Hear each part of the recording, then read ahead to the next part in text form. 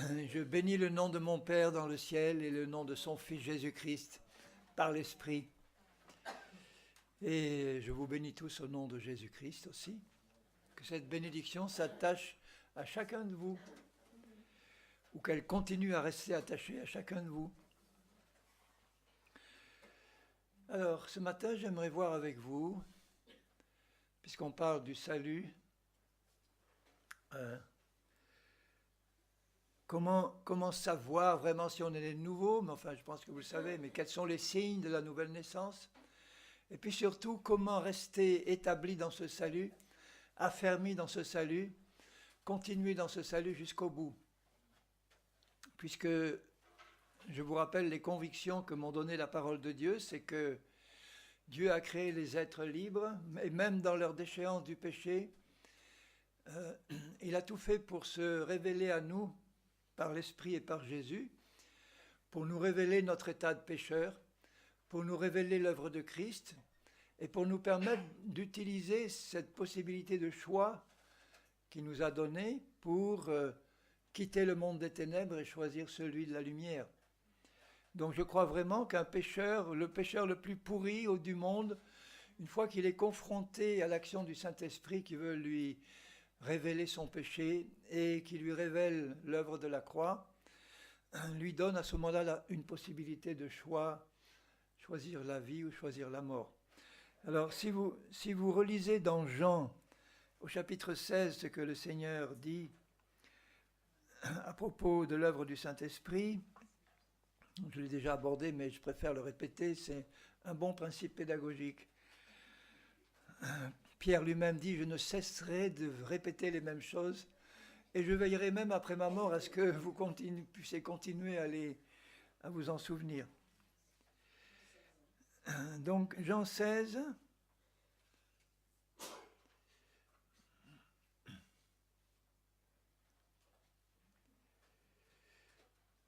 Jean 16 au verset 8. Donc il annonce qu'il nous enverra le Consolateur, et quand il sera venu, verset 8, il convaincra le monde entier, en ce qui concerne le péché, la justice et le jugement. Ça, c'est l'œuvre fondamentale du Saint-Esprit. À la suite de la chute, nous sommes tous pécheurs de nature, et l'œuvre du Saint-Esprit, c'est de nous convaincre de péché. C'est de nous révéler notre nature de péché. C'est de nous révéler ce que c'est que le péché. Cette horrible puissance de rébellion et de mort, d'impureté, qui nous contrôlait. Et il n'y a que le Saint-Esprit de Dieu pour nous révéler cela. Quand il nous révèle, quand le Saint-Esprit se révèle Dieu à un pécheur, il fait briller la lumière de Dieu pour éclairer notre situation. Alors que quand on est dans les ténèbres, on ne voit rien. Et le fait de faire cette lumière-là nous permet de voir immédiatement qu'il y a une différence entre la lumière et les ténèbres. Nous sommes encore dans les ténèbres et voilà la lumière qui vient.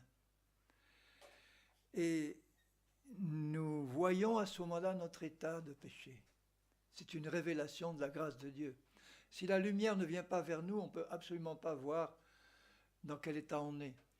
Mais comme il veut convaincre le monde entier, d'une manière ou d'une autre, le Seigneur, par son esprit, va et continuera à révéler à chaque homme sa vraie nature de péché. Et ensuite, il dit, il convainc, c'est-à-dire il convainc, ça veut dire il donne une conviction. On est sûr maintenant. Et une fois qu'on est sûr de notre nature de péché, il apporte deux autres convictions, une conviction de justice et une conviction de jugement. C'est qu'une fois que tu es convaincu de péché, il n'y a plus que deux solutions possibles. La justice, parce que tu reçois la lumière et tu acceptes la justice de Dieu qui vient à toi, la révélation de Christ qui a manifesté la justice de Dieu, qui a condamné le péché dans son corps.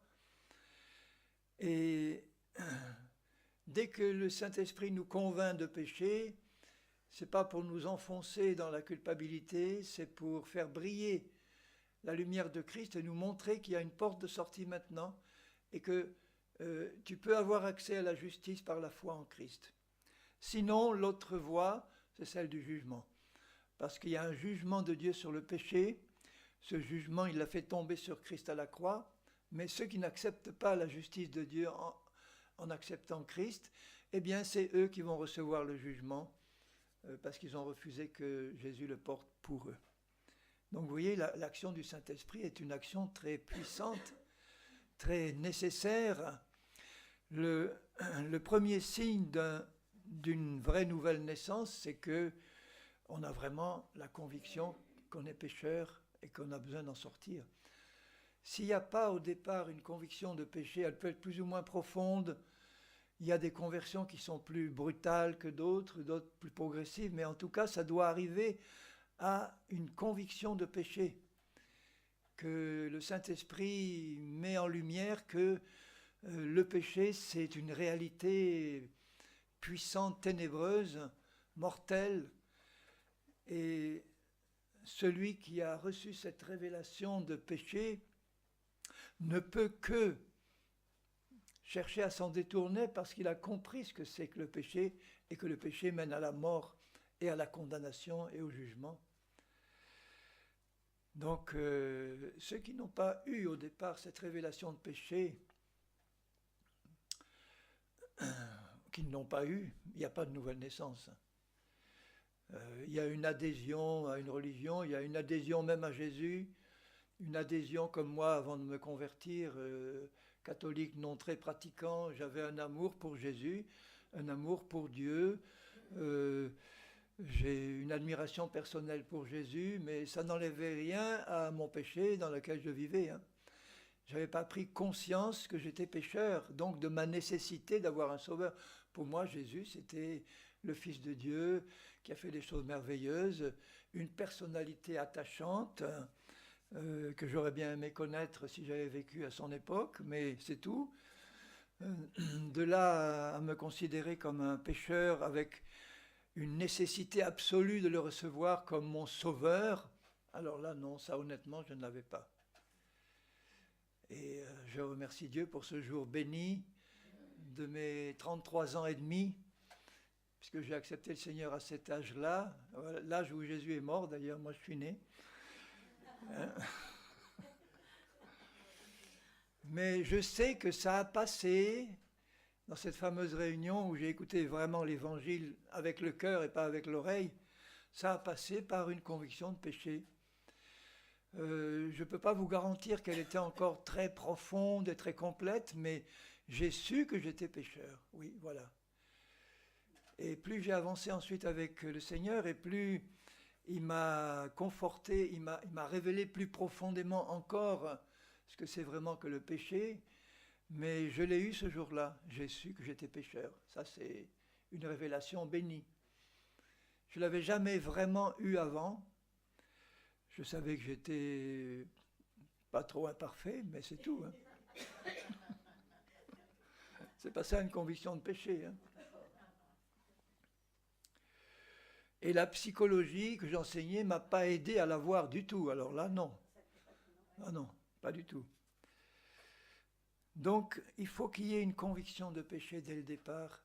Si on n'a pas une conviction de péché, on ne peut pas passer par une nouvelle naissance. Parce qu'il n'y a pas une conviction. S'il n'y a pas une conviction de péché, il n'y a pas la conviction qu'il faut en sortir, qu'il faut accepter celui qui a porté la condamnation pour nous. Donc les deux vont avec, les deux vont ensemble, conviction de péché et conviction que la justice, la sortie du péché se trouve en Jésus. En Jésus-Christ qui a payé, donc la révélation de la croix qui a payé sur la croix le prix qui revenait à mon péché. Voilà, le poids de condamnation qui pesait sur moi, il l'a porté à ma place. Et ça a fait rentrer en moi, dans mon esprit, la vie éternelle. Gloire à Dieu. Et depuis, je l'ai gardée. Je ne l'ai jamais perdue. Et je ne la perdrai jamais. Alléluia. Amen. Ensuite, Celui qui est né de nouveau, ayant reçu cette révélation de péché et de justice, et sachant que Dieu veut sauver et Dieu veut m'amener au but, doit persévérer dans cette relation qu'il a établie avec Dieu par sa conversion et son attachement à la personne de Jésus, parce que les choses ne se feront pas automatiquement et toutes seules après ma conversion. Mais comme j'ai reçu en moi l'Esprit du Seigneur, et qui est un esprit désireux, qui me rend désireux de le suivre et de rester attaché, c'est un esprit qui va me conduire à connaître la volonté de mon Dieu dans le désir de lui obéir. C'est l'esprit qui me conduit dans la connaissance de mon Dieu, de sa parole, de sa volonté, dans le désir de lui obéir. C'est Dieu qui met en moi ce désir d'obéir. Un cœur de disciple, un cœur qui sait que l'obéissance, c'est simplement l'adhésion à la vérité, c'est l'adhésion à Dieu, c'est une adhésion de cœur profonde à Dieu qui est la vérité, une certitude qu'il est la vérité et que mon cœur doit rester attaché à la vérité. Une adhésion profonde du cœur, pas une adhésion intellectuelle. Il faut une action de l'intellect pour comprendre la Bible, mais ça ne suffit pas. Il y a beaucoup de chrétiens qui confondent l'adhésion intellectuelle avec la foi du cœur. Parce que l'adhésion intellectuelle vient quand on lit la Bible ou qu'on la médite ou qu'on entend un message, on adhère intellectuellement, on est convaincu que c'est vrai, mais le fait d'être convaincu que c'est vrai, ce n'est pas encore suffisant. Il faut croire. Et là, j'attache la foi que Dieu m'a donnée à cette vérité que j'ai reçue dans mon intellect, que j'ai comprise, et je crois et je la fais mienne dans le but de la vivre concrètement. Il ne faut pas que ça reste dans une case de mon intellect, que je meuble mon intellect de connaissances bibliques sans qu'elles aient un effet dans ma vie pratique. Elles n'auront aucun effet si je n'y crois pas, si je n'attache pas la foi.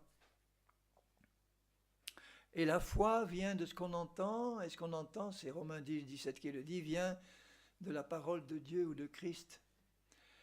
La foi, c'est la capacité de croire que Dieu a donné à tous les hommes. Il a donné à tous les hommes, et en tout cas à tous les chrétiens, une mesure de foi, dit Romains 12, une mesure de foi qui nous suffit pour croire à tout ce que nous allons recevoir comme message divin ensuite. Une mesure de foi.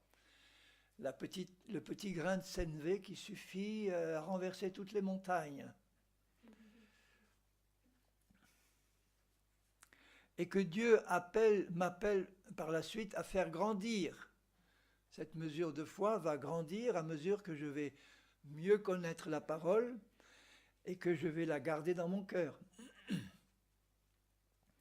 C'est pourquoi, si vous regardez dans Actes 2,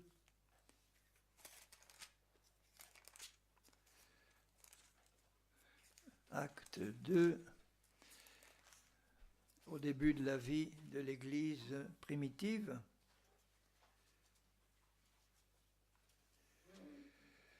juste à la fin du discours de Pierre, Acte 2, verset 36. Donc il s'adresse à des Juifs, c'était le début. Et ça commence par les Juifs. D'ailleurs, en parlant de Juifs, il me semble, si je me trompe, que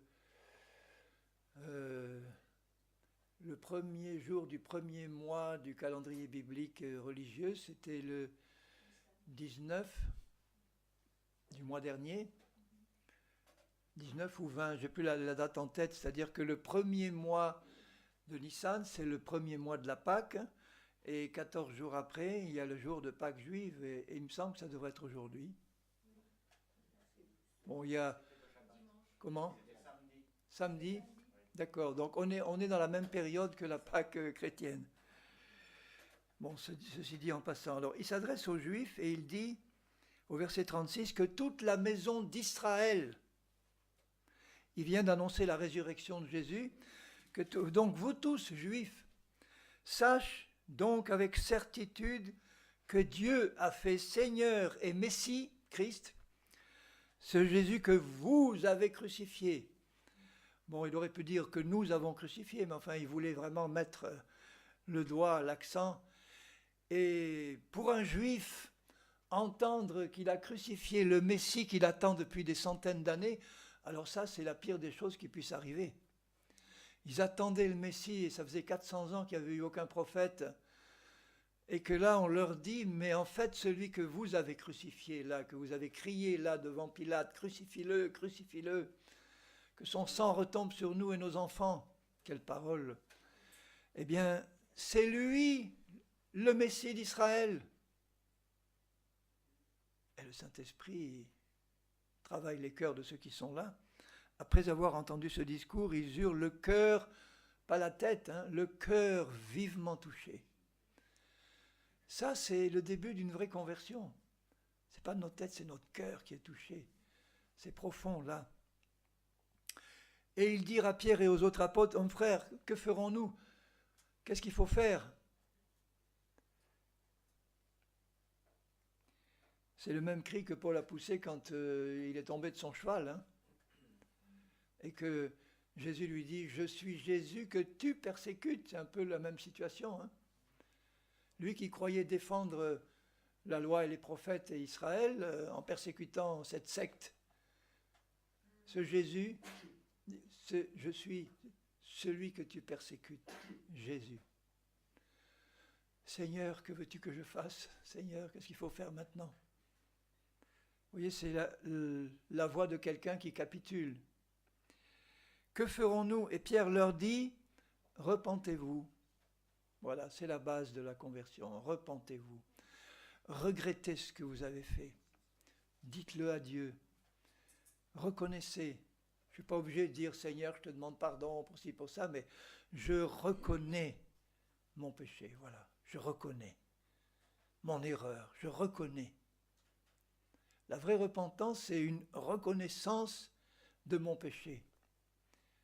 Ce n'est pas verser des torrents de larmes. Je vous l'ai dit peut-être quelques fois, mais j'ai assisté à des conversions où il y avait des torrents de larmes, et puis 6 mois après, on ne voit plus personne. Et puis d'autres où apparemment il n'y avait rien. C'était des gens qui ont écouté calmement, ils ont répondu calmement, et puis 40 ans après, ils sont toujours fidèles, ils sont toujours là. Alors pleurer, si vous voulez, il n'y a aucun problème à pleurer. Je ne suis pas contre les pleurs et les larmes, mais c'est une expression qui peut varier de l'un à l'autre. Mais l'essentiel, c'est qu'au fond du cœur, il y a cette repentance et cette foi qui nous attache au Seigneur. Repentez-vous. Reconnaissez simplement votre erreur et que chacun de vous soit plongé au nom de Jésus-Christ pour le pardon de vos péchés. Ça veut pas dire que le baptême donne le pardon des péchés, mais ça veut dire que soyez baptisés parce que vos péchés ont été pardonnés.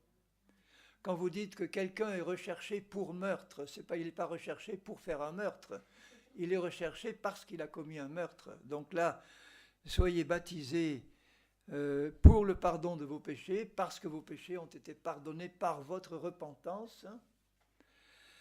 Et vous recevrez le don du Saint-Esprit, qui est le don du baptême de l'Esprit, du fait d'être rempli de l'Esprit, parce que Pierre avait constamment, comme tous les autres apôtres, en tête les 2 commandements initiaux que Jésus donne à ceux qui se sont repentis et qui ont cru en lui. Soyez baptisés d'eau et d'esprit. Soyez baptisés d'eau et d'esprit. Soyez baptisés d'eau et d'esprit. C'était une sainte et divine obsession d'obéir à Dieu dès le commencement par les premiers ordres que Jésus avait demandé à ses disciples. Apprenez-leur à obéir à tout, y compris par ce que j'ai demandé au commencement. Soyez baptisés d'eau, premier acte d'obéissance.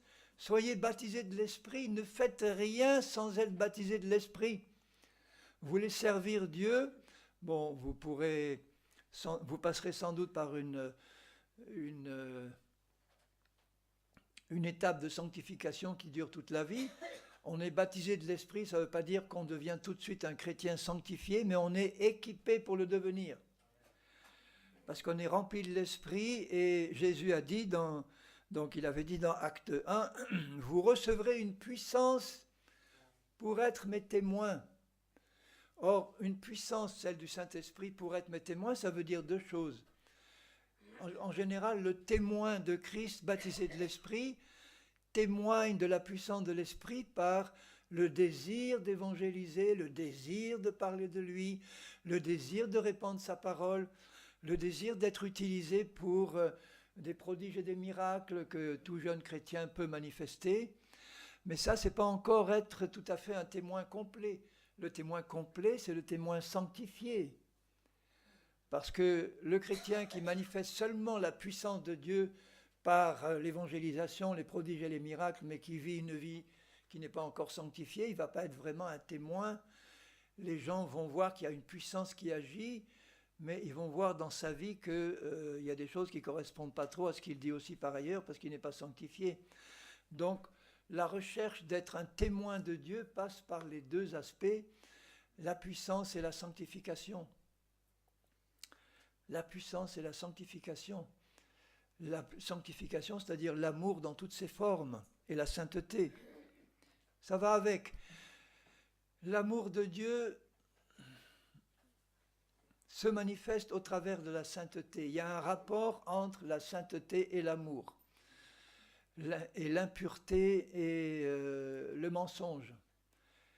Satan est un menteur et il répand son mensonge.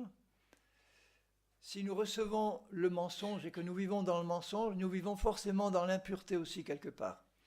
Et plus nous recevons la vérité de Dieu, plus nous vivons dans la sainteté et la pureté de Dieu. Alors, la promesse est pour vous, pour vos enfants et tous ceux qui sont au loin, en aussi grand nombre que le Seigneur. Et au verset 41, « Ceux qui reçurent de bon cœur sa parole furent baptisés. En ce jour-là, le nombre des disciples s'augmenta d'environ 3000 âmes. » Est-ce qu'ils étaient sanctifiés, ces 3000-là? Est-ce qu'ils ont eu le temps, les disciples, Pierre et les autres, d'examiner leur dossier spirituel pour voir s'ils avaient arrêté de fumer, s'ils n'étaient plus en concubinage, Ils ont eu le temps de vérifier tout ça? Ils ont eu juste le temps de savoir qu'ils ont eu le cœur vivement touché, qu'ils se sont repentis, qu'ils ont accepté le Seigneur et qu'ils ont accepté d'être baptisés dans un acte d'obéissance, d'eau, et après aller commencer le travail de sanctification. Et pour cela, verset 42 montre, voilà, le programme. Maintenant, si je suis né de nouveau par la repentance et la foi en Christ, si je veux persévérer dans cette nouvelle naissance pour ne jamais rétrograder et risquer de la perdre, cette vie éternelle, je dois appliquer le verset 42, c'est ça qui va me conduire au but avec le Seigneur. Il persévérait. Les chrétiens nés de nouveau sont des chrétiens qui persévèrent, qui savent ce que c'est que la persévérance. Il peut y avoir des chutes, il peut y avoir des retours en arrière pendant un temps, le moins longtemps possible, mais en tout cas, s'il y a dans le fond du cœur cette révélation du péché et de la sainteté de Jésus, eh bien, il y a un retour à Jésus qui se fait, et il y a le désir d'aller au bout avec lui, parce que lui, là, ce désir, il nous le communique, et il nous montre par quels moyens nous pouvons collaborer avec lui pour y arriver. Il persévérait dans l'enseignement des apôtres, il persévérait dans la communion fraternelle, il persévérait dans la fraction du pain ou la cène, il persévérait dans les prières. Vous avez là les 4 éléments qui vous permettront de persévérer jusqu'au bout. L'enseignement des apôtres, c'est l'enseignement que les apôtres apportaient, sur toute la parole de Dieu, mais sur tout ce qui est inscrit maintenant dans les épîtres, dans le Nouveau Testament, dans les épîtres en particulier. C'est l'enseignement des épîtres qui est la nourriture de base, c'est toute la parole de Dieu du début à la fin, mais qui est la nourriture de base de l'épouse de Christ, parce que c'est là que les révélations les plus profondes sont données à son épouse. La révélation que Dieu a donnée à Paul de la marche par l'esprit, de la crucifixion de la chair, de la manière de marcher dans la sainteté et l'obéissance, ça, ce n'est que là, dans les épîtres, notamment les épîtres de Paul, qu'on a la révélation de la croix et de la marche par l'esprit.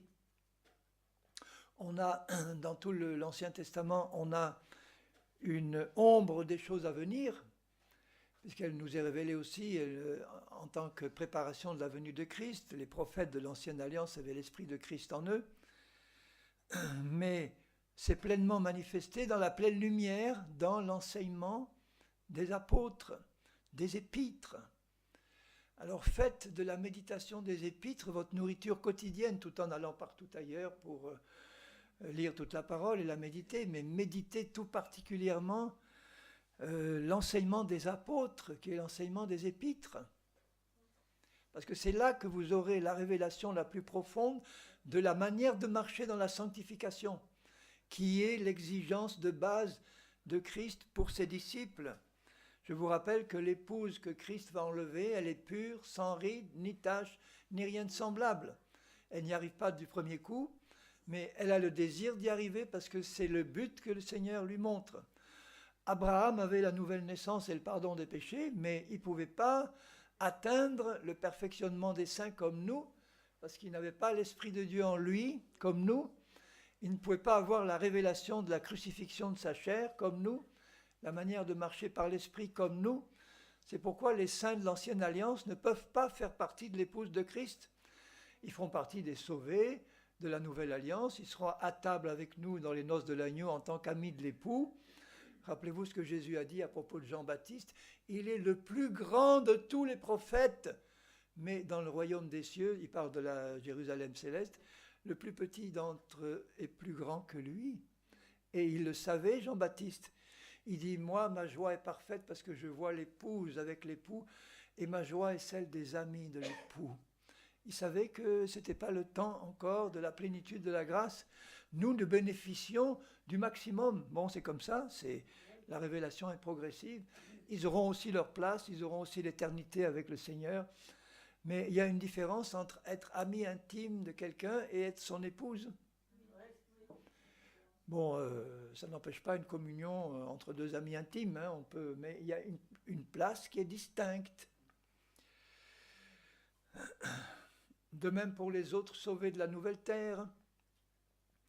Dans l'Apocalypse, à la fin, il y a la description du nouveau ciel, un nouvel univers, qui n'est pas le ciel spirituel de Dieu, de la nouvelle terre qui sera recréée sans la mer, tant pis pour les marins, mais il y aura des lacs, des rivières, il y aura, et la Jérusalem céleste qui va descendre sur cette nouvelle terre, et il dit bien là que la Jérusalem céleste, c'est l'épouse, c'est la demeure de l'épouse, et que sur la nouvelle terre, il y aura des nations de sauvés. Plein de nations de sauvés. Qui sont ces nations de sauvés? Bon, c'est tous les bébés avortés, c'est tous ceux qui sont morts avant l'âge, etc. Non, c'est le catholique qui a fini par comprendre que Jésus est son sauveur et qui le croit et qui le sait. J'ai rencontré à Lourdes, en tant que Lourdais, des catholiques nés de nouveau. Ils n'étaient pas éclairés sur des tas de choses. Ils n'ont jamais reçu le baptême d'eau ni le baptême de l'esprit, donc ils ne peuvent pas faire partie de l'épouse, de même que le brigand sur la croix. Il ne fait pas partie de l'épouse, il fait partie des sauvés. Mais ceux-là ont eu la repentance et la foi en Jésus. Et ils sont arrêtés là. Ils ont le salut, il n'y a pas de problème. Mais ils ne font pas partie des disciples qui ont été enseignés dans la vérité pour pouvoir faire partie de l'épouse de Christ. Ils n'ont pas obéi dès le départ aux 2 premiers commandements, déjà, d'être baptisés d'eau et d'esprit. Et ensuite, ils n'ont pas persévéré dans l'enseignement des saints, la communion fraternelle, la scène et les prières, notamment les prières par l'esprit. En passant, je bénis Dieu parce qu'il y a eu une action particulière du Saint-Esprit au cours de ce séminaire pour les baptêmes de l'esprit. Je n'ai pas compté, mais il y en a eu au moins une 12aine de baptême de l'esprit avec parler en langue, gloire à Dieu, merci Seigneur. Donc là, c'est vraiment une percée parce que si vous réalisez, je prie que le Seigneur vous fasse réaliser ce que ce signifie pour Dieu, l'importance d'être rempli et baptisé du Saint-Esprit. et le miracle du parler en langue qui est quelque chose de sacré. On ne doit pas traiter à la légère cette expérience, mais réaliser par le Saint-Esprit à quel point c'est important dans la pensée de Dieu pour nous tous d'être baptisés de l'Esprit, de parler en langue. C'est le moyen le plus puissant d'édification que je connaisse, qui n'exclut pas les autres, c'est-à-dire les 4 que je viens de mentionner là. L'enseignement des apôtres, qui implique non seulement qu'on écoute des bons messages inspirés de la Bible, mais que nous méditions nous-mêmes l'enseignement des apôtres et toute la parole de Dieu dans un esprit de prière et de révélation de la vérité. Rappelez-vous les prières de Paul. Je vais d'ailleurs vous la lire dans Éphésiens. Faites cette prière votre prière pour vous et pour ceux qui vous entourent. Dans Éphésiens 1, verset 17, il prie pour eux, afin que le Dieu de notre Seigneur Jésus-Christ, le Père de gloire, vous donne un esprit de sagesse et de révélation dans sa connaissance. Ce n'est pas seulement par la lecture de la Bible qu'on va l'avoir, c'est en priant, en méditant la Bible, en priant, Seigneur, mon Père, donne-moi par ton esprit un esprit de sagesse et de révélation dans ta connaissance pour qu'en lisant, en méditant cette Bible, ton esprit me donne la révélation de la vérité qu'il y a dans ces paroles, en vérité, en esprit, et illumine les yeux de votre cœur, pas les yeux de la tête, les yeux du cœur, là où on croit, pour que vous sachiez, vous voyez, celui qui sait, eh bien, il sait, il est sûr, il a de l'assurance. Que vous sachiez quelle est l'espérance qui s'attache à votre appel. L'espérance, c'est toujours quelque chose de futur. Alors, quelle est l'espérance qui s'attache à notre appel? C'est le retour proche de Jésus, c'est les noces de l'agneau, c'est le millénium, c'est l'éternité. Voilà, ça, c'est l'espérance qui s'attache à notre appel. Et puis, quelle est la richesse de la gloire de son héritage qu'il réserve aux saints? C'est une mauvaise traduction, c'est dans les saints. Mais pourquoi les traducteurs ne traduisent pas le grec tel qu'il a été donné? Parce que dans leur petite tête de peanut, là, ils pensent en traduisant que ça ne va pas être compris. L'héritage dans les saints, ça ne veut rien dire. Alors on va mettre l'héritage qu'il réserve aux saints. Là, on va mieux comprendre. Mais c'est une offense à la parole de Dieu. Il vaut mieux mettre quelque chose qu'on n'a pas compris et laisser le Saint-Esprit nous le faire comprendre que de se mettre à la place de Dieu pour changer son texte sacré et aller mettre une expression qui vient des hommes. Donc je vous lis ce qui est écrit dans le texte de grec. Quelle est la richesse de la gloire de son héritage dans les saints? Ça veut dire que dans notre esprit régénéré, nous avons déjà tout notre héritage qui est là inscrit. Il est déjà dedans là, pour nous et avec nous.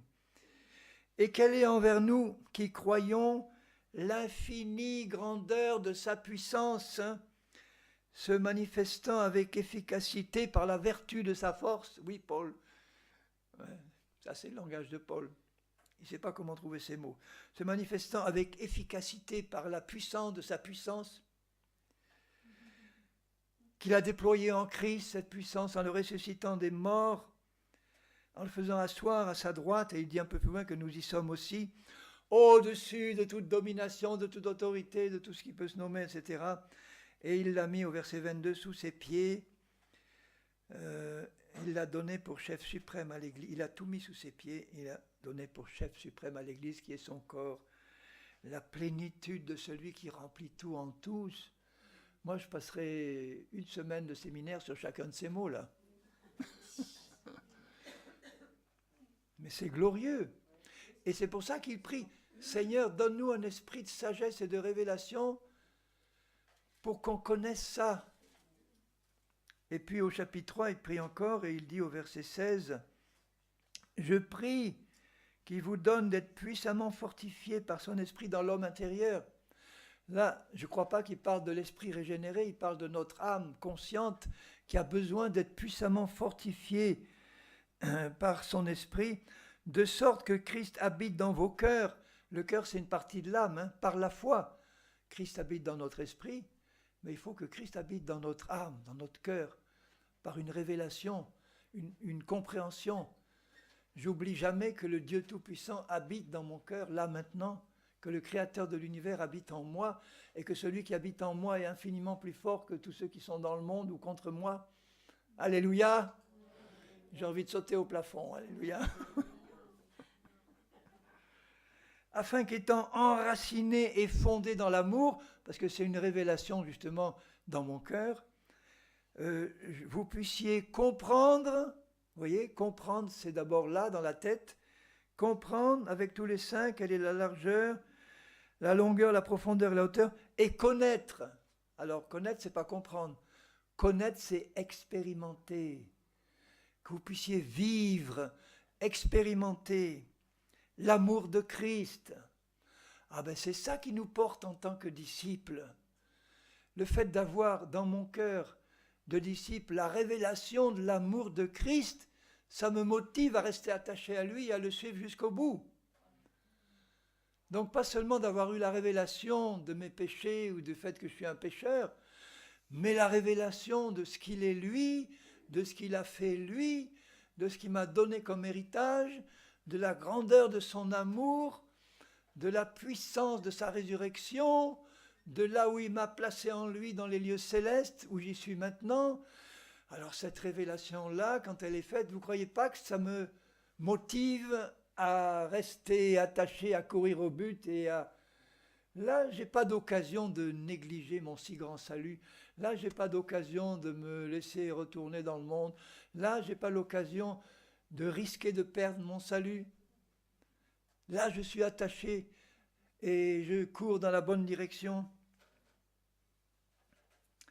Donc, vous voyez, ça fait partie des 4 pieds de la vie chrétienne, la méditation de sa parole dans un esprit de prière, la communion fraternelle, mais pas avec n'importe qui, avec ceux qui partagent avec moi ce même désir, qui font partie de l'épouse de Christ, ce même désir de sanctification, de connaissance de vérité, de connaissance de Jésus, de progression, de communion dans le cœur avec ceux qui partagent ce même désir-là.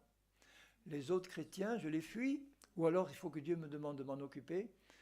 Les chrétiens qui ne sont préoccupés que par le monde, qui passent leur temps à cancaner, à raconter ce qui se passe, à encourager l'incrédulité. Moi honnêtement je les fuis, je ne cherche pas leur contact. Sinon, pour essayer de les exhorter ou pour essayer de les aider s'ils l'acceptent, parce que Dieu me le demande aussi, mais ce n'est pas ça qui va entretenir ma communion. J'ai besoin de communion. Je ne vais pas rechercher la présence de ces chrétiens-là pour la communion, ce sera pour d'autres buts, mais pour une communion de cœur. Alors là, je vais chercher ces chrétiens qui partagent les mêmes désirs que moi. Et notamment, si nous sommes un couple chrétien, nous devons rechercher cette communion-là au sein du couple. Ah, je vous exhorte, couple marié, à ne jamais relâcher cet objectif-là.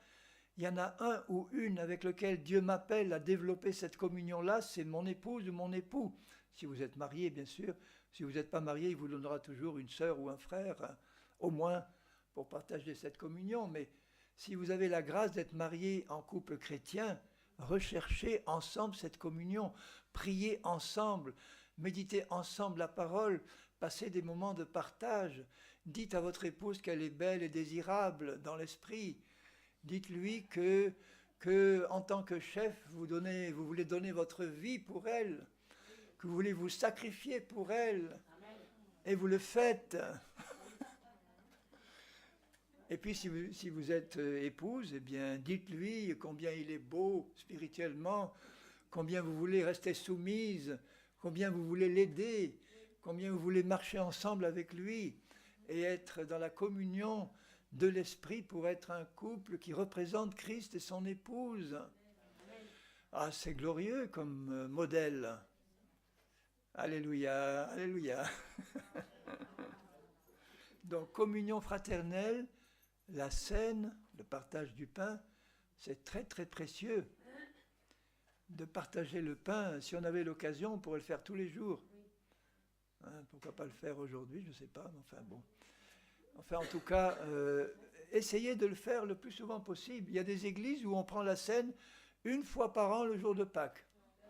Je suis allé prêcher un jour dans une église comme ça. Je leur ai dit, mais pourquoi vous prenez la scène que le jour de Pâques? Ah oui, mais parce que le jour de Pâques, c'est spécial. Alors là, je dis, oui, mais en fait, la vraie raison, c'est qu'ils avaient peur de prendre un coup de barre sur la nuque parce qu'il est écrit, si nous le prenons indignement, nous recevons un jugement. Alors, de peur de prendre un jugement, on ne prend pas la scène trop souvent. Je dis, mais vous prenez le problème à l'envers.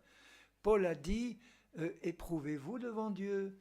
S'il y a quelque chose qui ne va pas, confessez-le, reconnaissez-le, mettez-le en ordre, et ne vous privez pas de la scène qui est un moment de grande bénédiction, où on est en communion spirituelle avec le Seigneur, et surtout où on se rappelle sa mort. Puisqu'il a bien dit, vous commémorez ma mort en prenant le pain et le vin. Donc c'est une occasion permanente de commémorer la mort de Christ, de nous rappeler ce que sa mort a accompli, de discerner le corps de Christ, de discerner que dans ce corps, il a pris mon péché, il a pris mes maladies, mes infirmités, la malédiction. Il y a une puissante, grande bénédiction dans la scène. Et c'est pour ça, c'est un des 4 piliers de la vie de l'Église dans lequel il persévérait. Et puis les prières en français, en allemand, en anglais, en langue. Passez beaucoup de temps à prier en langue, mes bien-aimés. Si vous connaissiez encore une fois la puissance du parler en langue comme moyen d'édification, vous passeriez tout votre temps disponible à parler en langue. Que vous marchiez dehors, que vous alliez conduisiez votre voiture, que vous fassiez votre jardin, que vous fassiez la vaisselle. Mais c'est tellement facile comme don à exercer que vous ne devez pas vous en priver. Et il y a des effets puissants dont on n'a peut-être pas conscience sur le moment, mais c'est donné pour notre édification personnelle. Oh oui, j'ai parlé en langue il y a 20 ans quand j'ai été, puis bon, je n'ai pas vu l'utilité trop, parce que l'effet n'est peut-être pas immédiat. Donc ça fait 20 ans que je n'ai pas parlé, mais remets-toi à parler en langue. C'est un miracle permanent. C'est une occasion que le Saint-Esprit, que Dieu nous donne par le Saint-Esprit pour développer notre union spirituelle avec Dieu. Je parle à Dieu de ses mystères. J'ai fait un jour une étude sur les mystères de Dieu. Je vous donne la liste. Il y a le mystère qu'il révèle aux disciples. Il y a le mystère d'Israël, le mystère du corps glorieux, le mystère des païens qui sont cohéritiers, le mystère de l'Église, le mystère de Christ en nous, le mystère de Christ lui-même, le mystère de l'iniquité, le mystère de la foi, le mystère de la piété. Le fait de parler en langue, on parle avec Dieu de ces mystères-là.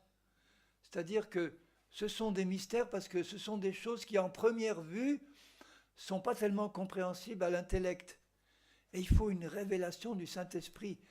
Donc, comme Dieu aime nous révéler les choses profondes, quand nous parlons en langue, nous nous entretenons avec Dieu, inspirés par l'Esprit, de ces mystères-là, et en nous entretenant de ces mystères, par la révélation de l'Esprit, il nous les révèle, et ça ne devient plus un mystère à ce moment-là. On a la révélation de ce que c'est, et on peut non seulement en parler, mais le vivre pour nous. Christ en nous, c'est un mystère, hein, mais on peut le comprendre intellectuellement, mais avoir une pleine révélation de ce que ça veut dire et de ce que ça signifie, Christ en nous, l'espérance de la gloire. On a besoin d'entrer dans ces mystères pour en avoir la révélation. Et ça nous est donné essentiellement par l'Esprit de Dieu et notamment par le parler en langue. Ce n'est pas simplement le fait de blablater devant Dieu, c'est sacré, c'est sérieux, c'est une communication directe avec Dieu qui nous révèle les mystères de Dieu et avec ça qui nous édifie, qui nous fait grandir, qui nous fortifie. Alléluia. Donc le disciple né de nouveau, et il s'attache dès le début, parce que ces 4 éléments, quand on les pratique, nous permettent de développer en nous la vie de Christ et le fruit de l'Esprit. Ça intéresse au plus haut point le Seigneur.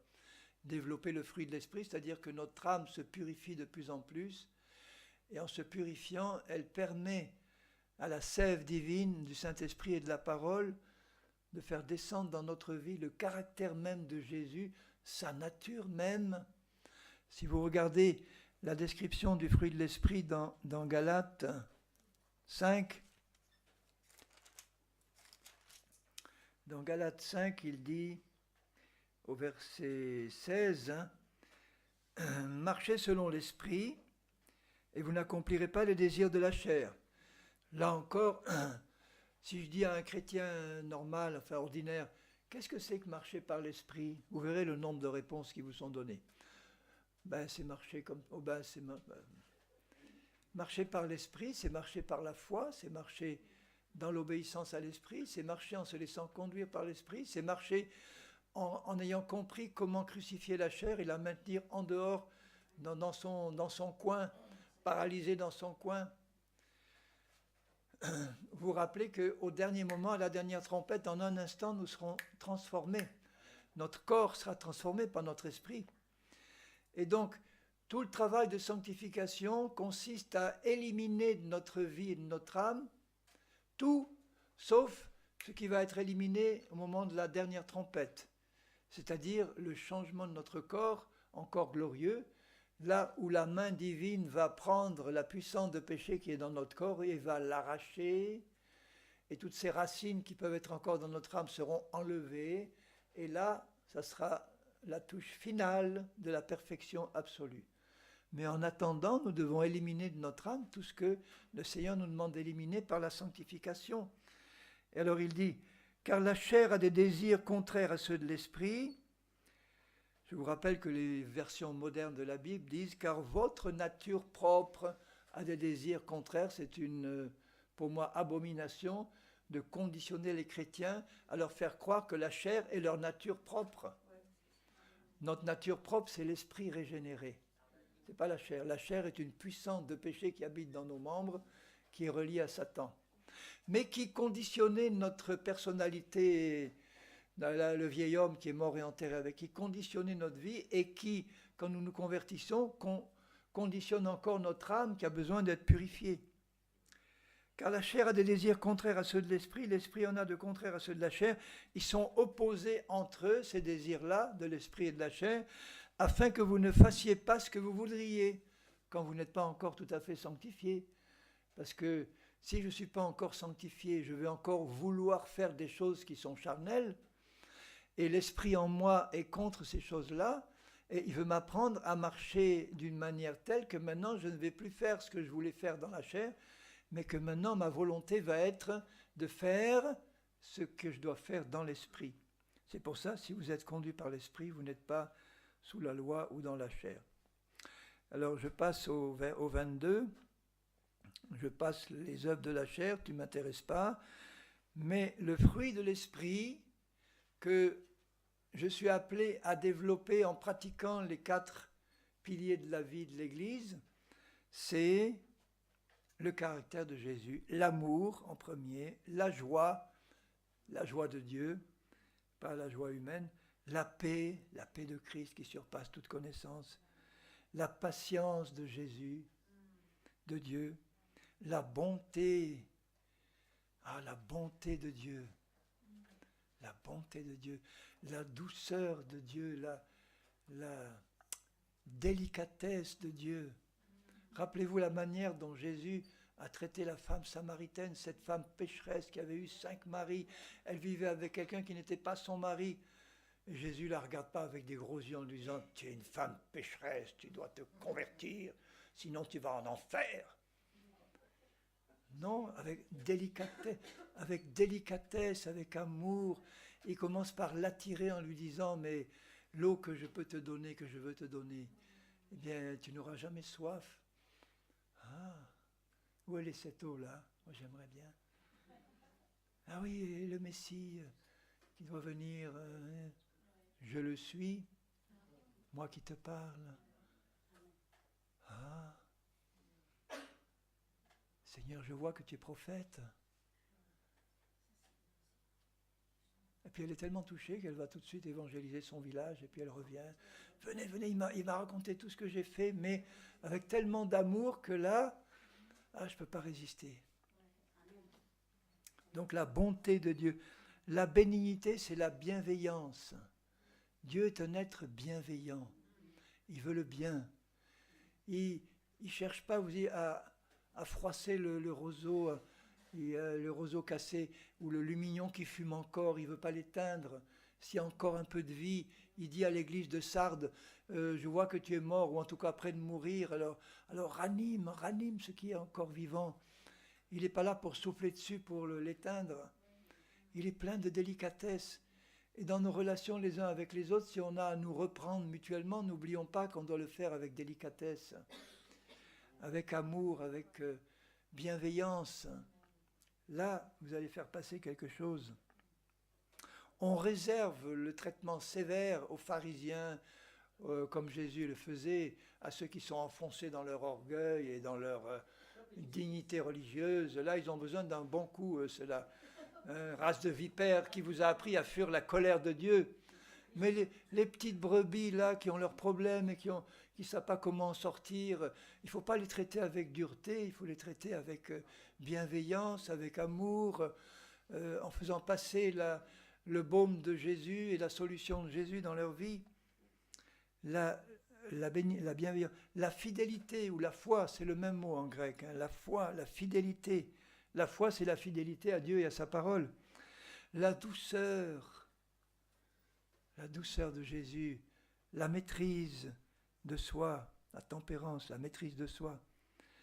Ceux qui sont à Jésus-Christ ont crucifié la chair avec ses passions et ses désirs parce que Christ l'a crucifié pour nous.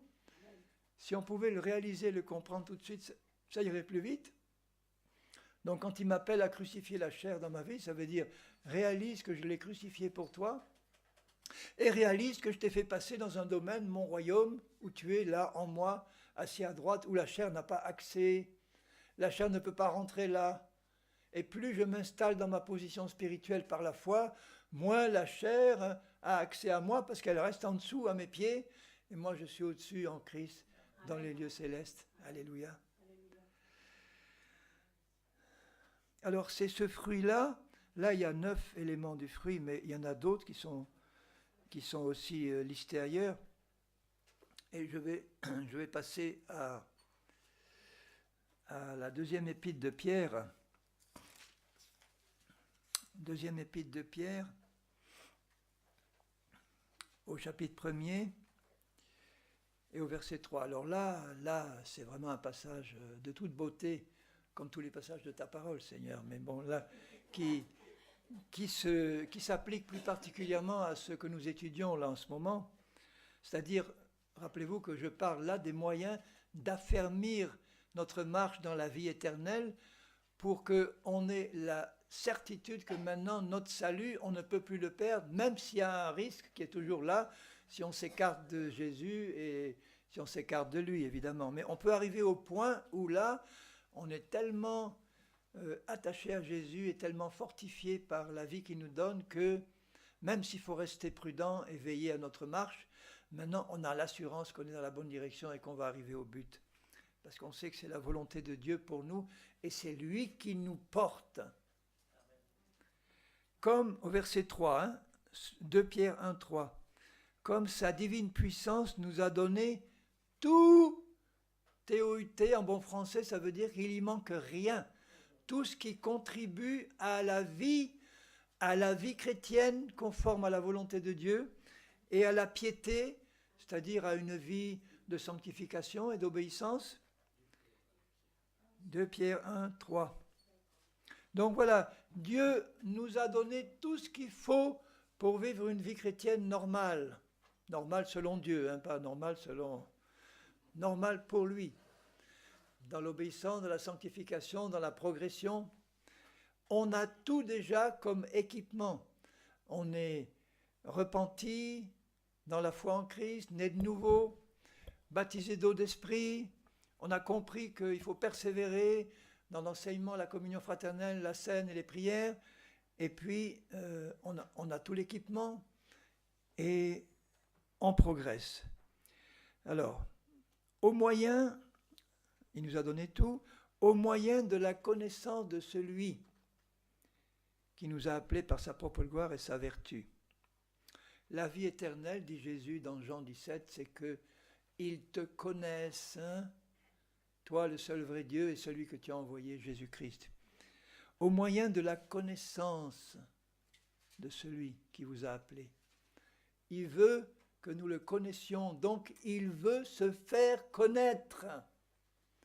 La connaissance de Jésus n'est pas quelque chose de compliqué, comme s'il fallait galérer pour essayer d'atteindre un Dieu lointain.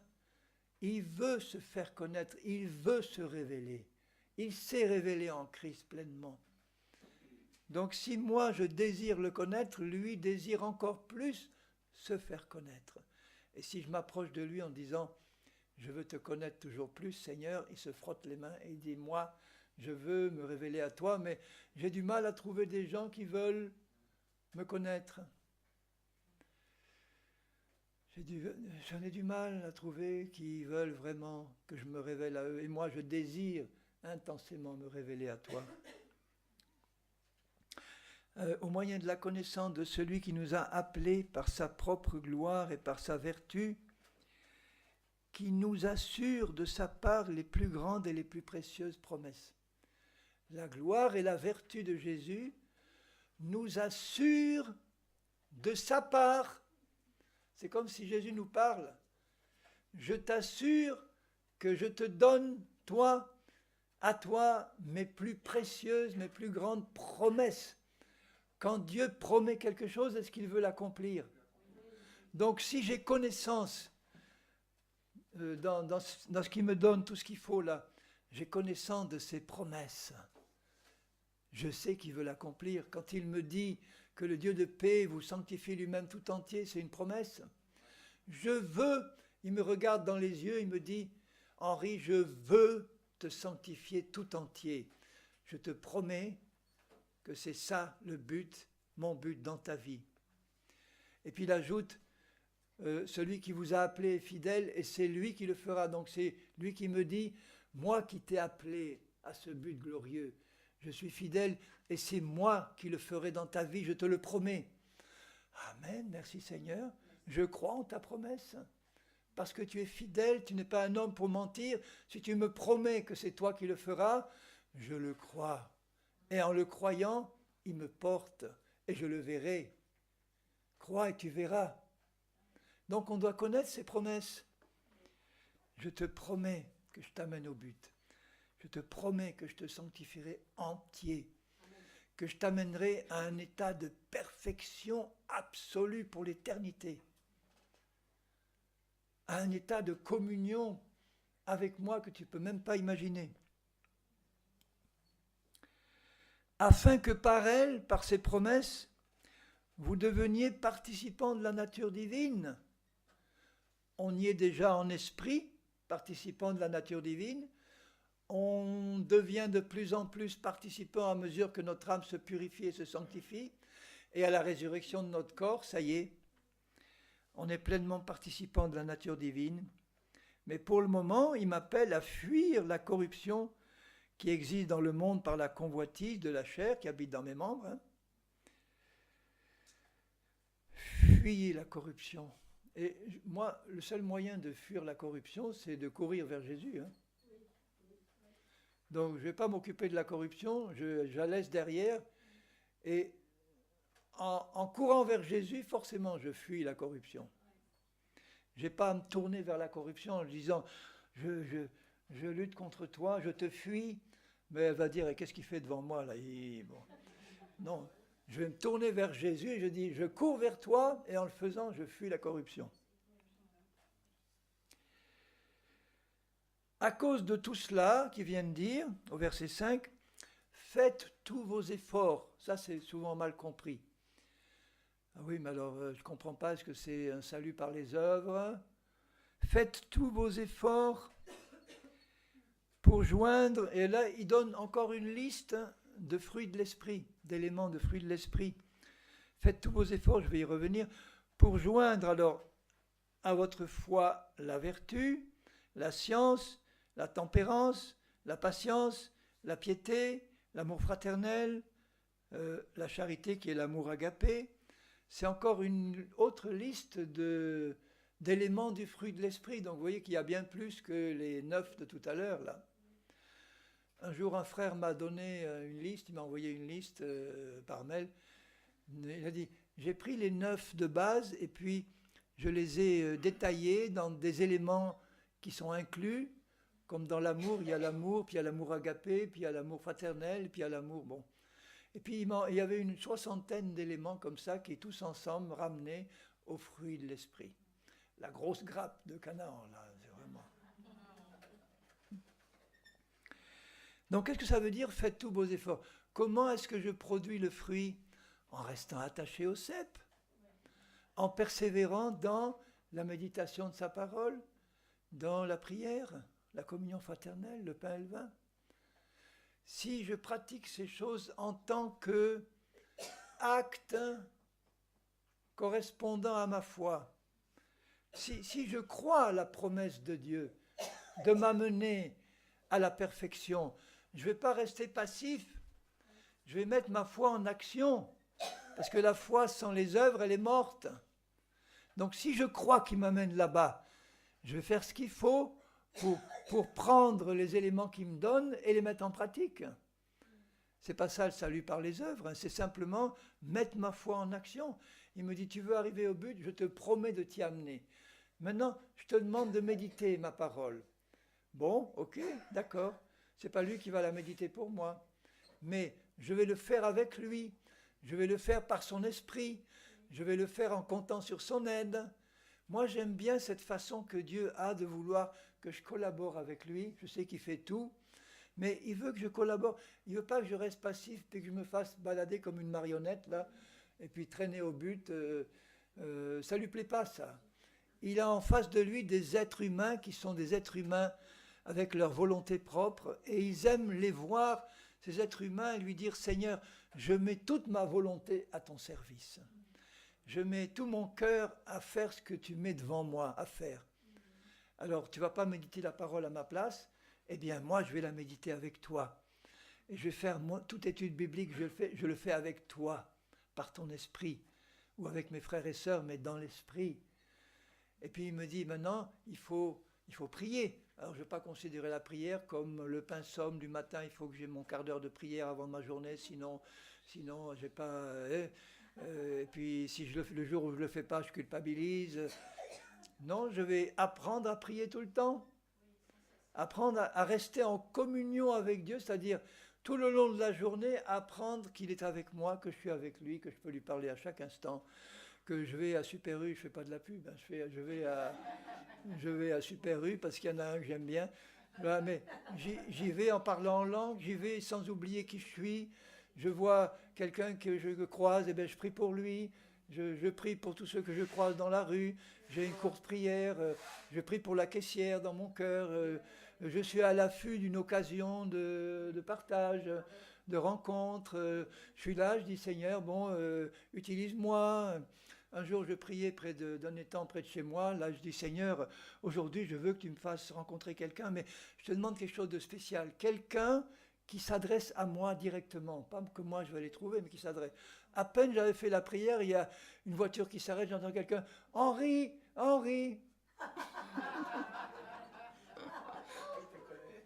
Je regarde, une sœur que je connaissais qui me dit « Henri, ça tombe bien, j'ai besoin de prier avec toi parce que j'ai ce problème-là qui se passe. » Je dis « Bon, justement, je viens de prier de Dieu qui me fasse rencontrer quelqu'un qui m'appelle. » Je vais dans sa voiture, on prie, c'était pour son fils, on prie ensemble, et dit « Alléluia, merci Seigneur, tu as répondu. » Amen. Donc c'est pas, vous voyez, faire tous vos efforts, c'est pas des efforts religieux, c'est discipliner ma vie, comme Paul dit, je traite durement mon corps, c'est pas lui qui commande, c'est un instrument, je traite mon âme aussi, je lui dis mon âme bénit l'Éternel, allez vas-y. Alors moi j'ouvre la bouche et je bénis l'Éternel parce que c'est mon âme qui s'exprime. Je traite durement mon corps, ça veut dire je dis à mon corps, c'est pas toi qui me commande, notamment la puissance de péché qui est là-dedans. Toi, mon corps, tu es un instrument maintenant de justice entre les mains de Dieu qui habite en moi. Donc, je sais que Dieu va prendre soin de mon corps, il va le renouveler, il va le vivifier. C'est pas l'âge qui compte. On est trop conditionné dans notre monde à croire que à partir d'un certain âge, on doit devenir malade, on doit devenir perclus, on doit devenir... Non, c'est pas la pensée de Dieu. Il veut nous faire rajeunir comme l'aigle. Il veut nous rassasier de longs jours. Mon âme bénit l'Éternel, que tout ce qui est en moi bénisse son saint nom. Mon âme bénit l'Éternel et n'oublie aucun de ses bienfaits. C'est lui qui pardonne toutes tes iniquités. C'est lui qui guérit toutes tes maladies. C'est lui qui délivre ta vie de la fosse. C'est lui qui te couronne de bonté et de miséricorde. C'est le pardon et la guérison. C'est lui qui rassasie de bien ta vieillesse et qui te fait rajeunir comme l'aigle. Psaume 103. Eh bien, moi, je prends ça pour moi. Je dis, Seigneur, tu me fais rajeunir comme l'aigle. Alléluia. Et je le crois et il le fait. Alléluia. Alléluia.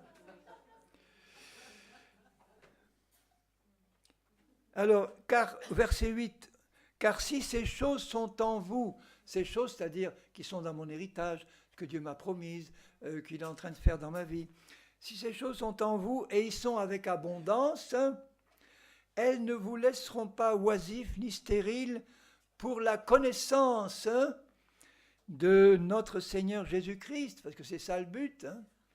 Donc si ces choses, c'est-à-dire la méditation de sa parole, la prière, la scène, la communion fraternelle, la persévérance dans ces choses, sont en moi avec abondance, le fruit de l'esprit va grandir, le caractère de Jésus va grandir, le salut qu'il m'a donné va se manifester dans tous ses aspects de plus en plus abondamment, et je ne serai ni oisif ni stérile pour la connaissance de Jésus. Je vais le connaître de plus en plus, d'une manière dynamique et vivante. Mais celui en qui ces choses ne sont pas est aveugle, il ne voit pas de loin, il a mis en oubli la purification de ses anciens péchés. Nous ne devons jamais oublier que nos péchés ont été purifiés. C'est pour ça que les marques dans les mains de Jésus seront là pour l'éternité. Jamais on n'oubliera qu'on a été des pécheurs pardonnés par la grâce de Jésus. Et moi, je n'oublie pas que mes péchés ont été purifiés. Je ne veux pas oublier ça. Et ça me motive à avancer dans la sanctification.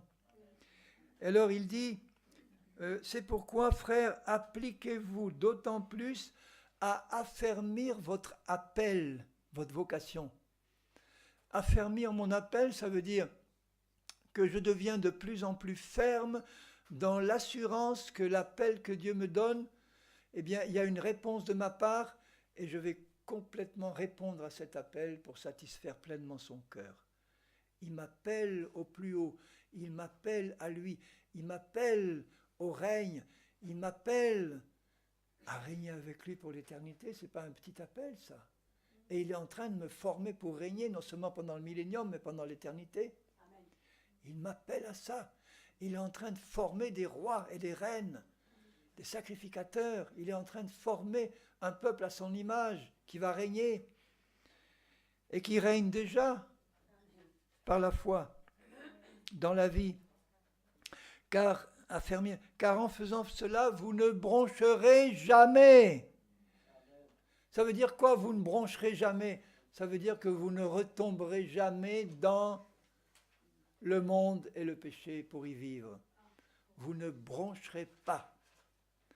Et c'est ainsi en effet que l'entrée dans le royaume éternel de notre Seigneur, cette fois ça sera par l'enlèvement ou par la mort si on meurt avant, mais en tout cas là, c'est comme ça que votre entrée dans le royaume éternel de notre Seigneur vous sera pleinement accordée.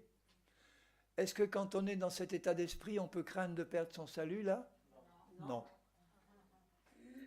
On sait que c'est théoriquement possible, mais on n'a aucune crainte de le perdre parce que on a la garantie céleste, le sceau garanti, voilà.